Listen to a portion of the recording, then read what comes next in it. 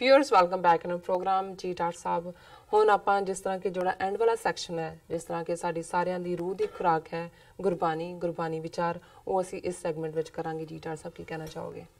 देखो क्योंकि अज सारा ही दिन सवेर तो मेरे मन दे विच एक वैराग दी कांग उठती रही, अखां चों अथरू वगदे रहे और मैं इस सैगमेंट दे विच भी जिवें असीं अज दा ओपनिंग भी साहिबजादियां माता जी दी याद दे विच ही इस याद दे विच पुड़े हुए हैं जी। मैं ये महसूस करदा है कि इतिहास बेशक जां जिहनूं तारीख कहा जाता है हुंदा तो यह है कि इतिहास इवें होया और बहुत बार ये भी कहा जाता है कि भी असली इतिहास उदों लिखिया जाता है जदों समय दी गर्द समय दी डस्ट थले बैठ जाती है उस तो बाद निकलदे जी। पर साडा इतिहास तो साडी अरदास है और साडी अरदास साडा इतिहास है। जदों असीं दो वेले दी अरदास दे विच उन्हां सारे शहीदां नूं याद करदे हैं कि जिन्हां ਸਿੰਘਾਂ ਸਿੰਘਣੀਆਂ ने धर्म हेत सीस दिते बंद बंद कटाए खोपरियां लोहाइयां चरखियां ते चढ़े आरियां नाल चिराए गए गुरुद्वारियां दी सेवा लई कुर्बानियां कीतियां धर्म नहीं हारिया सिੱਖੀ केसां ਸਵਾਸਾਂ नाल निभाई तिन्हां दी कमाई दा ध्यान धर के खालसा जी बोलो जी वाहिगुरू। सो ज़ाहिर है कि ये जिहड़ी सिੱਖੀ केसां ਸਵਾਸਾਂ नाल निभना है जां निभाना है जे 10वें पातशाह ने अपना सरबंस अपना सारा खानदान इस धर्म की राह दे उत्ते धर्म के रस्ते दे उत्ते कुर्बान ना किया हुंदा जिवें ये बड़ा एक पॉपुलर उर्दू कपलेट है कि जिहदे च 10वें पातशाह ने जिहड़ा वो अपनी सारी जिहड़ी सैक्रीफाइस जिस नूं उन्हां ने जिथे हज़ारां नूं जिंदगी देण दी गल कीती और जदों ये पूछा गया माता जी वालों उन्हां दे अपने महल के दीवान दे विच के मेरे बच्चे नज़र नहीं आते दीवान क्योंकि सारा जो परिवार विछड़ गया उदों कोई फोन दूजे सिलसिले तो नहीं सी भी पता होए वो दीवान च पहली बार जदों आए तो गुरु साहब ने फरमाया कि इन पुत्रन के सीस पर खालसा संगत बैठे खालसा रूप दे विच संगत है इन पुत्रन के सीस पर वार दिए सुत चार मुए तो क्या हुआ जीवत कई हजार के इन पुत्रन के सीस पर कि मेरे ये बच्चे ने और इन्हां दे सिर तो मैं अपने 4 पुत्र जिहड़े ने कुर्बान कर दिते ने ते वो धीरज दे रहे ने अपने महल अपनी वाइफ नूं कि जे 4 चले गए फिर की होया उन्होंने किन्नियां नूं जिंदगी दिती है। सो यही है जिहदे च कि तुसीं उन्हां दी जिहड़ी वो पंथ दियां नीहां दे विच जिथे उन्होंने अपने सरबंस की कुर्बानी दे के और फिर हाफिज होने की गल भी कि पंथ खालसा खेती मेरी हों संभाल करो ते सकेरी कि ये मेरी खेती है और मैं इसकी संभाल करांगा। और जदों असीं 10वें पातशाह का खालसे प्रति जिस च उन्होंने नादी पुत्र शब्द तो पैदा होया पुत्र जिहड़ा उस नूं जिन्ना वड्याया 10वें पातशाह ने फरमाया खालसा मेरी जान की जान खालसा मेरो प्राण को प्राण खालसा मेरो मैं खालसे का ओत पोत सागर बुंदेरो कि जिवें समुंदर विच पानी दियां बूंदां एक दूजे दे विच ओत प्रोत ने इसे तरह मैं खालसे दे विच है खालसा मेरो रूप है खास खालसे में हो करो निवास खालसा मेरी जान की जान खालसा मेरो प्राण को प्राण। हुण ये तो वड्डा आप ही जदों भाई गुरदास सिंह जिहड़े कंटैंपररी कवि होए ने 10वें पातशाह तो बाद उन्होंने जदों ये कपलेट किया कि वह प्रगट्यो मर्द अगंबड़ा वरियाम इकेला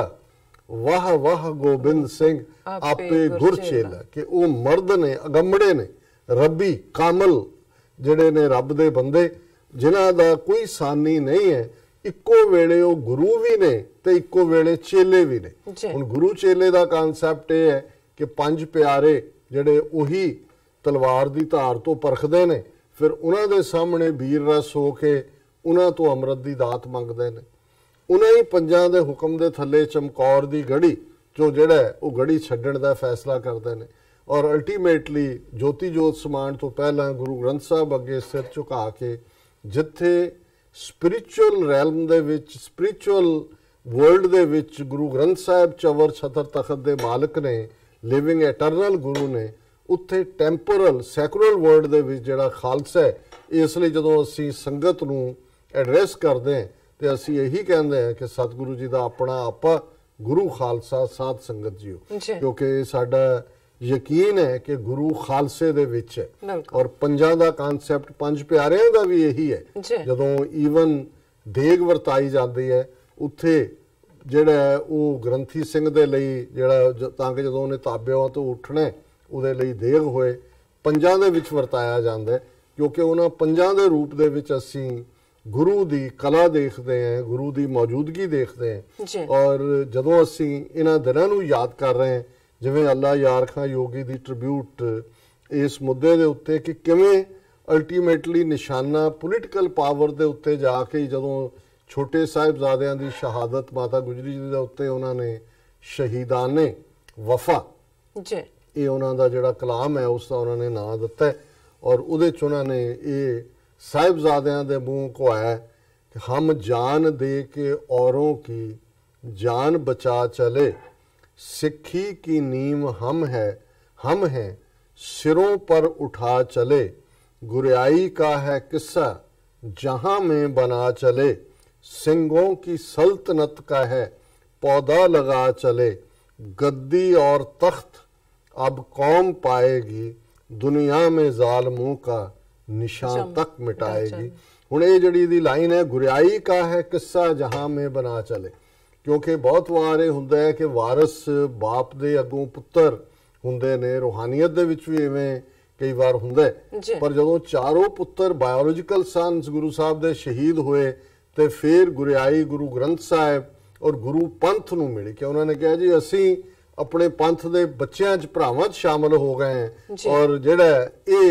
सिंघों की सल्तनत का है पौधा लगा चले, असीं जिहड़ा सिख जिहड़ा पॉलिटिकल पावर है सल्तनत है उस दा असीं बूटा ला चले। और मैं समझदा भी जे अल्लाह यार खां योगी एक मुसलमान 20वीं सदी दे एक महान शायर जिन्हां ने इन्हां दोनों ही वाकिया दे उत्ते ਜਿਹੜੀਆਂ ਨਜ਼ਮਾਂ ਲਿਖੀਆਂ ਨੇ ਉਹਨਾਂ ਦਾ ਅੱਜ ਵੀ ਹਰ ਥਾਂ ਕੋਈ ਦੀਵਾਨ ਮੁਕੰਮਲ ਨਹੀਂ ਹੁੰਦਾ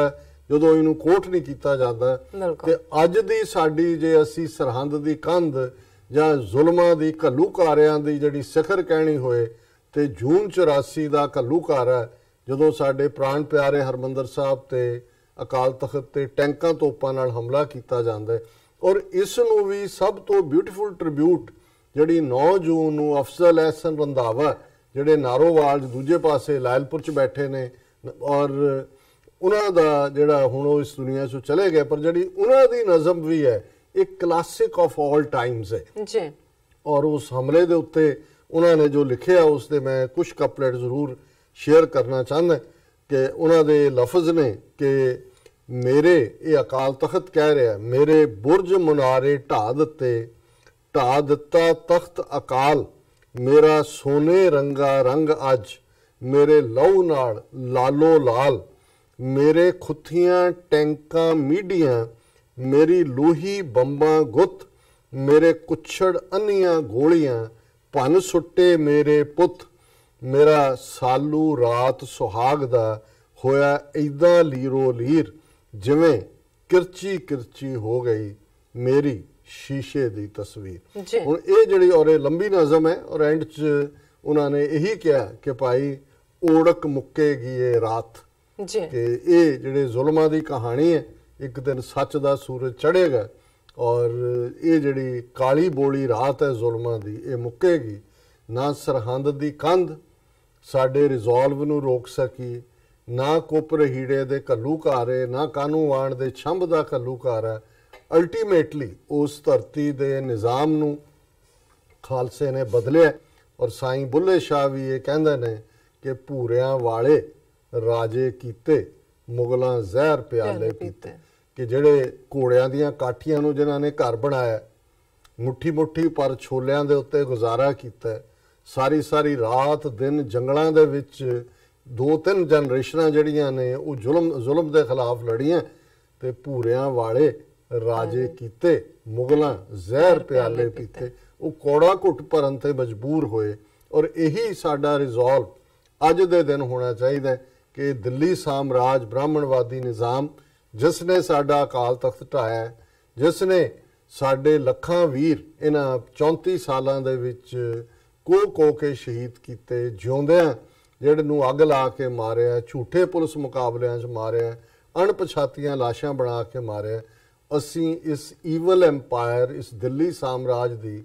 ਇੱਟ ਨਾਲ ਇੱਟ ਖੜਕਾਣੀ ਹੈ। ਔਰ ਪੁਰਾਤਨ ਸਿੰਘਾਂ ਦਾ ਵਿਸ਼ਵਾਸ ਜੋ ਅਜੋਕੇ ਖਾਲਿਸਤਾਨ ਦੇ ਜੁਝਾਰੂਆਂ ਦਾ, ਜਿਹੜੇ ਜੇਲ੍ਹਾਂ 'ਚ ਬੈਠੇ ਨੇ, ਜਿਨ੍ਹਾਂ ਜਗਤਾਰ ਸਿੰਘ ਹਵਾਰਾ ਵਰਗੇ ਫੀਅਰਲੈਸ ਯੋਧੇ, ਜਿਨ੍ਹਾਂ ਦੇ ਪੈਰਾਂ 'ਚ ਬੇੜੀਆਂ, ਹੱਥਾਂ 'ਚ ਹੱਥਕੜੀਆਂ, ਲੇਕਿਨ ਜੱਜਾਂ ਨੂੰ ਕੰਬਣੀ ਛੇੜ ਦਿੰਦੇ ਨੇ ਖਾਲਿਸਤਾਨ ਜ਼ਿੰਦਾਬਾਦ ਦੇ ਨਾਅਰਿਆਂ ਦੇ ਨਾਲ। ਔਰ ਇਸ ਗੱਲ ਨੂੰ ਅਗੇਨ ਜਿਵੇਂ 18ਵੀਂ ਸਦੀ 'ਚ 17 ਵਾਰ ਦਿੱਲੀ ਜਿਹੜੀ ਹੈ ਉਹ ਖਾਲਸੇ ਦੇ ਪੈਰਾਂ ਥੱਲੇ ਰੁੜੀ ਸੀ ਔਰ ਖਾਲਸੇ ਦੇ ਦਲਾਂ 'ਚ ਇਹ ਅਖਾਣ ਸੀ ਕਿ ਦਿੱਲੀ ਤੇ ਬਿੱਲੀ ਦਾ ਕੀ ਮਾਰਨਾ, ਜਦੋਂ ਮਰਜ਼ੀ ਮਾਰ ਲਓ। ਇਸੇ ਤਰ੍ਹਾਂ ਅਸੀਂ ਬਹੁਤ ਜਲਦ ਇਸ ਦਿੱਲੀ ਤਖਤ ਦਾ ਤਖਤਾ ਪਲਟਣਾ, ਦਿੱਲੀ ਤਖਤ ਪਰ ਬਹਿਗੀ आप गुरु की फौज, छतर चुलेंगे शीश पर, बड़ी करेगी मौज। जी डॉक्टर साहब ਤੁਹਾਡਾ ਬਹੁਤ ਬਹੁਤ ਸ਼ੁਕਰੀਆ, ਤੁਸੀਂ ਅੱਜ ਦੇ ਅਹਿਮ ਇਸ਼ੂ ਤੇ ਅੱਜ ਦਾ ਵਿਚਾਰ ਸਾਡੇ ਦਰਸ਼ਕਾਂ ਨਾਲ ਸਾਂਝਾ ਕੀਤਾ। ਇਸ ਨਾਲ ਆਪਣੇ ਵਿਊਅਰਸ ਕੋਲ ਲੈਣੇ ਇਜਾਜ਼ਤ, ਪਰ ਉਸ ਤੋਂ ਪਹਿਲਾਂ ਅਸੀਂ ਆਪਣੇ ਦਰਸ਼ਕਾਂ ਤੇ ਸਰੋਤਿਆਂ ਨੂੰ ਦੱਸ ਦਈਏ ਜੋ ਸਾਡੇ ਪ੍ਰੋਗਰਾਮ ਦਾ ਸਮਾਂ ਹੈ ਉਹ 7:30 ਤੋਂ ਲੈ ਕੇ 9 ਵਜੇ ਤੱਕ ਹੈ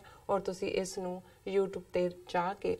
TV 84 ਦੇ ਚੈਨਲ ਤੇ ਦੇਖ ਸਕਦੇ ਹੋ। ਔਰ ਜੋ ਸਾਡੇ ਬਾਕੀ ਪ੍ਰੋਗਰਾਮ ਨੇ, ਜਿਸ ਤਰ੍ਹਾਂ ਕਿ ਜੋ ਪੰਜਾਬੀ ਖਬਰਾਂ ਹੁੰਦੀਆਂ ਨੇ ਉਹਨਾਂ ਦਾ ਸਮਾਂ ਹੁੰਦਾ ਹੈ 9 ਵਜੇ ਤੋਂ ਲੈ ਕੇ 9:30 ਵਜੇ ਤੱਕ। ਜੋ ਸਪੈਸ਼ਲ ਇੰਟਰਵਿਊਜ਼ ਹੁੰਦੀਆਂ ਨੇ ਉਹ ਹੁੰਦੀਆਂ ਨੇ 9:30 ਵਜੇ ਤੋਂ ਲੈ ਕੇ 10 ਵਜੇ ਤੱਕ। ਤੁਸੀਂ ਉਹ ਤਿੰਨੋਂ ਪ੍ਰੋਗਰਾਮ YouTube ਤੇ ਜਾ ਕੇ TV 84 ਦੇ ਚੈਨਲ ਤੇ ਲਾਈਵ ਦੇਖ ਸਕਦੇ ਹੋ। ਔਰ ਅਸੀਂ ਇਹ ਵੀ ਚਾਹਾਂਗੇ ਕਿ ਤੁਸੀਂ TV 84 ਦੇ ਚੈਨਲ ਨੂੰ ਵੱਧ ਤੋਂ ਵੱਧ ਸਬਸਕ੍ਰਾਈਬ ਵੀ ਕਰੋ। ਔਰ ਇੱਥੇ ਲੈਂਦੇ ਹਾਂ ਤੁਹਾਡੇ ਤੋਂ ਇਜਾਜ਼ਤ। ਔਰ ਇਹ ਵੀ ਅਸੀਂ ਕਹਾਂਗੇ ਕਿ ਤੁਸੀਂ ਜੋ ਆਪਣੇ ਰਾਏ ਤੇ ਸੁਝਾਅ ਨੇ ਉਹ ਤੁਸੀਂ ਸਾਨੂੰ ਸਾਡੇ ਇਸ ਪਤੇ ਤੇ ਭੇਜ ਸਕਦੇ ਹੋ sos@tv84.tv ਤੇ। ਅਸੀਂ ਆਪਣਾ ਪ੍ਰੋਗਰਾਮ ਲੈ ਕੇ ਫਿਰ ਦੁਬਾਰਾ ਹਾਜ਼ਰ ਹੋਵਾਂਗੇ। ਤਦ ਤੱਕ ਲਈ ਮੈਨੂੰ ਤੇ ਆਪਣਾ ਸੁਣਾ ਗਿਆ ਦੋ। ਦੇਖਦੇ ਰਹੋ TV 84। ਬੁਲਾ ਦਿਓ ਫਤਿਹ। ਵਾਹਿਗੁਰੂ ਜੀ ਕਾ ਖਾਲਸਾ, ਵਾਹਿਗੁਰੂ ਜੀ ਕੀ ਫਤਿਹ।